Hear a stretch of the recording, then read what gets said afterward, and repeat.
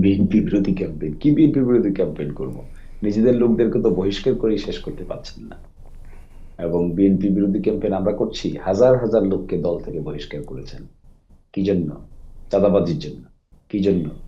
Unruly বিহেভিয়ারের জন্য। তো campaign করছেন, একজন বলতে পারবে না এটা? একজন এটা উল্লেখ করবে না?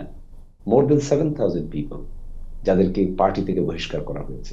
থামছে না তো চাঁদাবাজি, থামেনি তো। তো এখন এটা যদি কেউ বলে, আপনি বলবেন নেগেটিভ ক্যাম্পেইন করছেন। আর নলেজ বেজ বলতে কি বোঝাচ্ছেন? আমরা নলেজ বেজ নয়?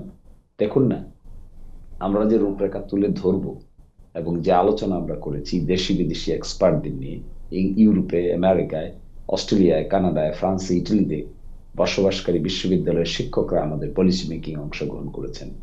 পলিসি আমরা ফর্মুলেট করেছি, পলিসিগুলো আমরা উপস্থাপন করব। তো ডিস্টিংগুইশেবল ক্যারেক্টার যদি থাকে আমাদের পলিসি তাদের পলিসির মধ্যে, তাহলে আমরা যে পলিসিটা উপস্থাপন করবো এটার যে বাস্তবায়ন যোগ্যতা থাকবে, এটা বিএনপির থাকবে না। কারণ বিএনপি তে করাপশন এ টু জেড বিরাজমান। করাপশনের জায়গা থেকে বাংলাদেশে জামাত ইসলামী যা ডেলিভারি দিতে পারবে, এটা অন্য কোনো পলিটিক্যাল পার্টির পক্ষে দেওয়া পসিবল না। এখানে করাপশনের জায়গায় আমাদের পূর্বের এক্সপেরিয়েন্স, বর্তমানের ডেলিভারি, বিশ্ববিদ্যালয়গুলোর নির্বাচন, সবকিছু দেখলে বোঝা যাবে যে কারা নেগেটিভ পলিটিক্স করে, কারা গুজব বেস পলিটিক্স করে। বিশ্ববিদ্যালয়ের ইয়াং প্রজন্মগুলোকে দেখেন, বিএনপির র্যাটরিককে তারা অ্যাকসেপ্ট করেছে? করেনি তো, কোথাও তো করেনি। ঢাকা বিশ্ববিদ্যালয়, রাজশাহী বিশ্ববিদ্যালয়, চিত্তগ্রাম বিশ্ববিদ্যালয়, জাহাঙ্গীরনগর বিশ্ববিদ্যালয়, কোথাও তো অ্যাকসেপ্ট করেনি। আপনি বলতে পারবেন অনেক কথাই, শেষ পর্যন্ত আপনার উপর জনগণের আস্থা আছে কি নাই এটা তো জনগণ বিবেচনা করবে।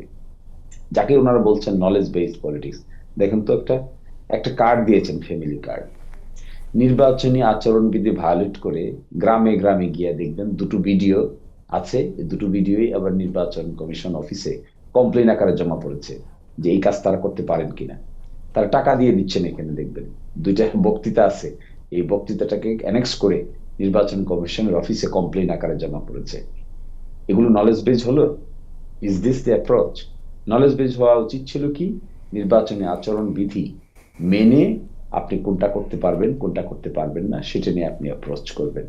প্রথমটাই শুরু করেছেন এমন এক কর্মকাণ্ড দিয়ে যেটি সম্পূর্ণভাবে নির্বাচনী আচরণ বিধি ভঙ্গ। তাই নলেজ বেজ হলো কোথায়?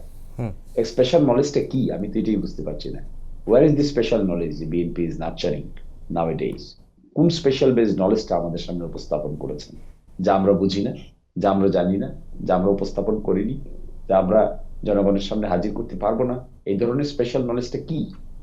এটাও তো আমরা এখনো বুঝতে পারি না বিএনপির পলিসি মেকিং থেকে। বিএনপির পলিসি মেকিং এ যেটা এখন আমরা দেখছি সারা বাংলাদেশে, তারা দোয়া মাহফিল করছেন, আর কোথাও কোথাও অপোজিশনকে গালিগালাজে ব্যস্ত আছেন। নাম দিয়েছেন দোয়া মাহফিল, আর ভিতরে করছেন ভোটের সমাবেশ, আর একই সাথে গালিগালাজ করছেন হলো অপোজিশনকে। জি। তো এইগুলো উপর দিকে যতই কথা বলা হোক না কেন, বিএনপিকে এটা প্রমাণ করতে হবে যে তারা অনেস্টি ইন্টিগ্রিটি মেনটেন করতে পারবে।